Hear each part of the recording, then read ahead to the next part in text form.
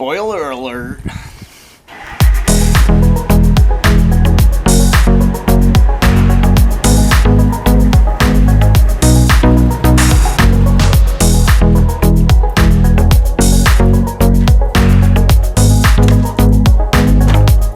Alright, rednecks. The weather is quite beautiful out right now, and as you can see, I've been driving the Ford. That's right, I've been driving this thing for about a week now, and there are definitely some issues with it that we need to go over. Yeah, let's go over some of the issues.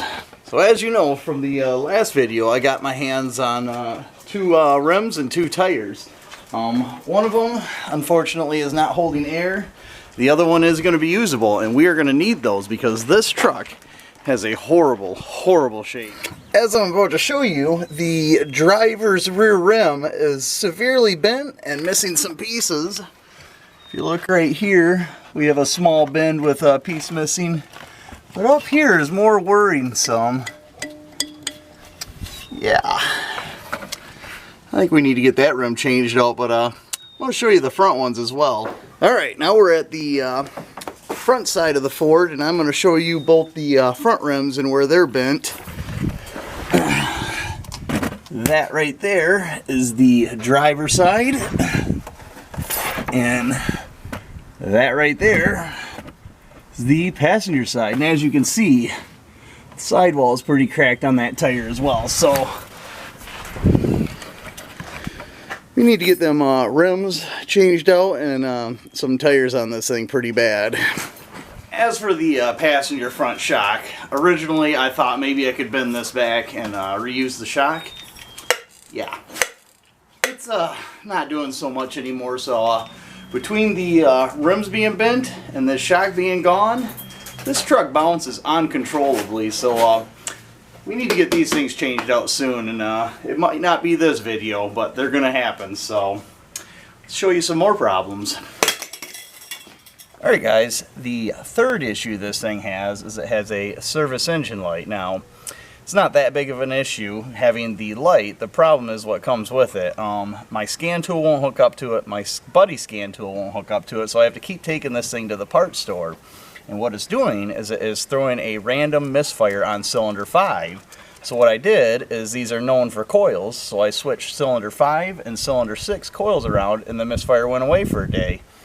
It has since come back, and when that happens, if you guys own these trucks, you know they buck like crazy. So I have to address that issue. We got to get this thing scanned again. I'm not going to do it today, but it's going to get done because I'm ready to have some fun. Let's go to the back of the truck, and I want to show you guys some of the fun stuff I found around the house that I think will go on this truck perfectly. So let's go take a look. Alright, one of the first things I want to do is add a CB radio, because communication with fellow gamblers is going to be quite important. So I'll not only have the CB radio, but I'm going to make sure I have a 40 channel walkie-talkie as well. These, I have no idea where these came from. Found them in my basement, probably been down there for years by the looks of the cobwebs on them. Don't even know if they work. If they don't, they're going on either way because they look cool. As far as the spoiler, this is off a 2002, I believe, Ford Taurus that my sister-in-law wrecked.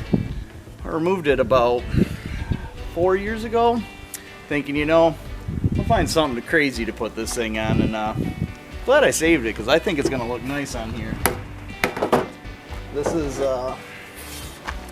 is a piece of the Honda. This was actually, I guess, Mark I front brush guard that I built for it, and didn't like the curvature of it so much, so I built another one, and we'll see if we can use it somewhere on the truck.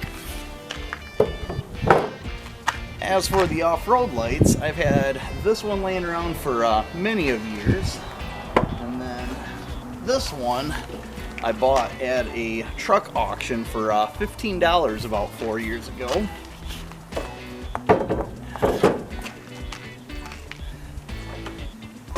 This moon visor, Obviously not for a Ford F-150. This is off a Chevy Silverado. I bought it for $5 from somebody, and you all know my obsession with lighted moon visors, so the Honda. As for these two hoops, these are roof racks that I made for the Tahoe, my blue Silver Lake Tahoe years ago, and never used. They just sat in my parents' field, so we're gonna see what these look like on the roof of this thing. Last but not least, the ever so important and extremely dangerous Lojack. I think this is my grandpa's actually Lojack. It's been sitting in my parents' field for ages, and she needs a little work. This seems to be bent. None of the springs, or I should say none of the hardware is moving, so we're gonna get this thing straightened out, and if I end up putting that roof rack on, I think I know where this thing's gonna go.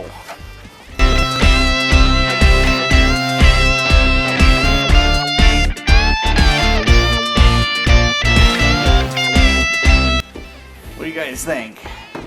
We mount this thing here on the hood. It actually follows the hood curvature pretty well, and if I center it, it follows this curve of the hood pretty good. I like the idea of a custom hood. Let's do it. Let's mount this thing to the hood.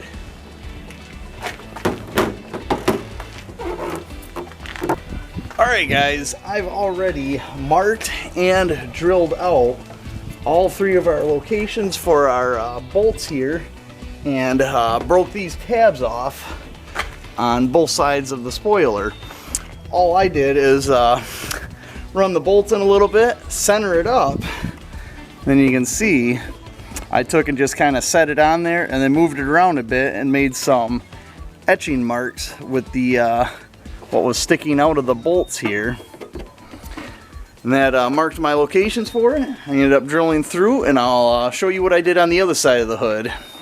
Since every hood is 2 layers thick, you got your outer skin and your inner skin of your hood, I needed a way to get my bolt through and then nut it. And right here, it wasn't a problem. But over here, it was. And what I ended up doing is I took this drill bit, laid it in there, and just kind of augered it out. As you can see, bada boom, bada bing. Let's get that thing mounted.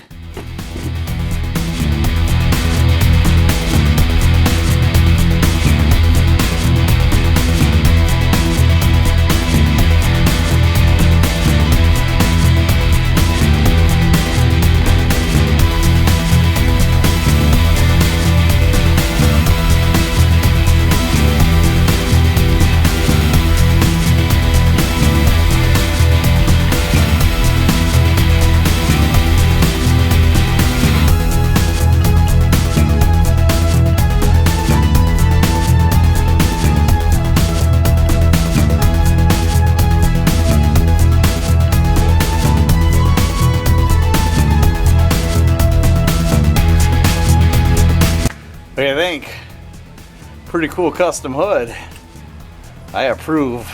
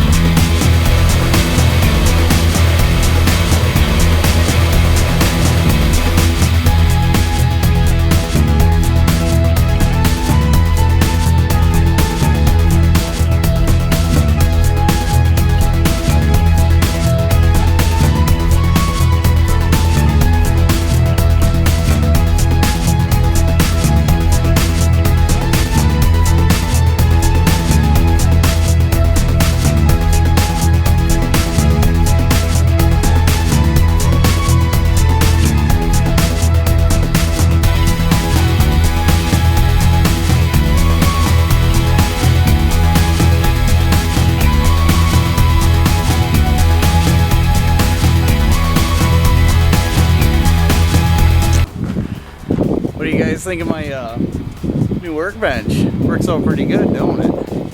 Alright guys, the idea with these plates are, what we're going to do is we are going to be mounting them on the roof, and then we're going to take a measurement between the rack and that mount. We're going to cut this piece of pipe here, we're going to weld her in, and then take 2 bolts and bolt that down. We'll do one here, one on the other side, then we'll do another one here, and then on the other side, and then with that pipe right here, has a nice few bends in it. What I think I'm gonna do is mount from the fender here, go up, and then it'll bend, and I'll catch the top corner of the rack right there. So yeah, let's start measuring that pipe, get some pieces cut, get them welded onto there, and get this first hoop bolted down.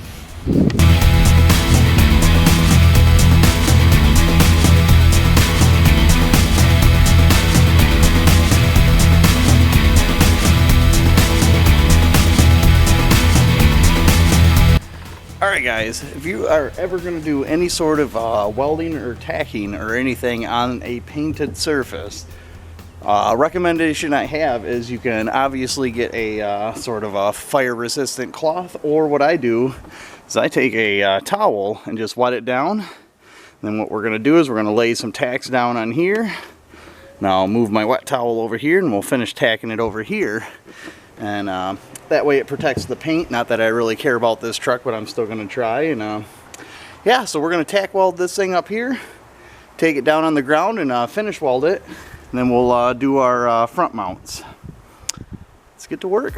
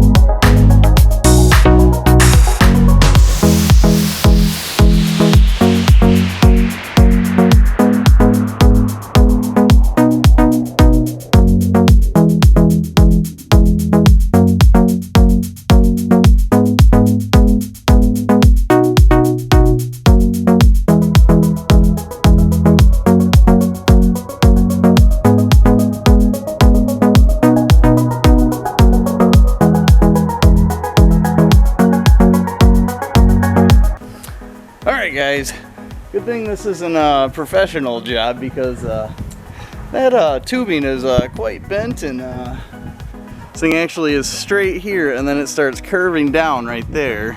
It's not only comes down, but the whole thing's twisted to this driver front corner. So yeah, it's far from professional, but I like it.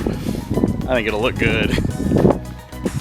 What do you say we get that thing down and we finish weld it, and then we'll get her bolted down.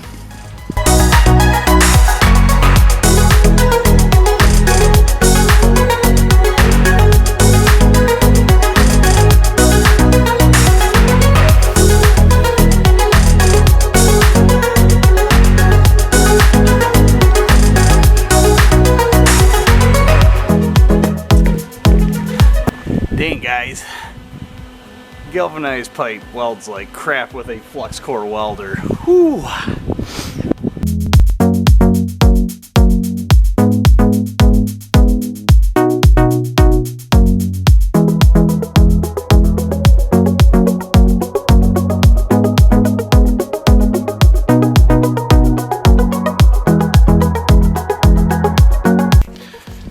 Well guys, that's going to be it for today.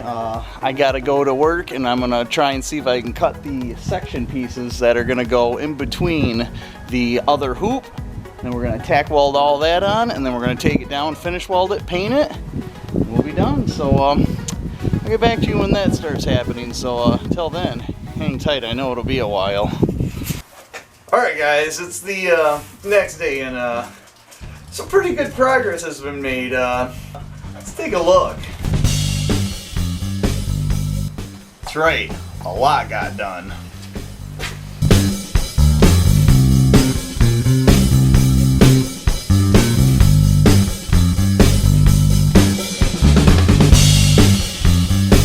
I am not solely responsible for everything done here. I ended up getting a hold of a Gambler 500 runner. I seen him in his car about a week ago, and he told me if I ever needed any help or somewhere to work on my truck to give him a call. I gave him a call and showed up expecting to just finish the roof rack myself, and his buddy was down there as well. And between the three of us, oh, did we get some work done. I appreciate it, guys. That was awesome of you. I mean, look at this thing. Look at it.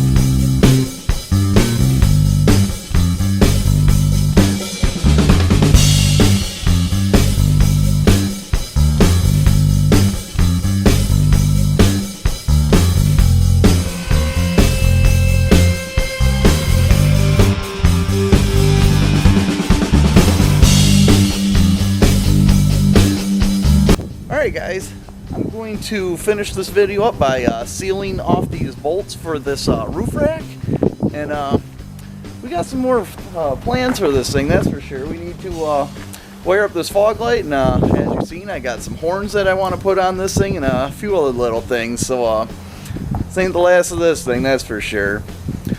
Like, share, subscribe, and get back to work.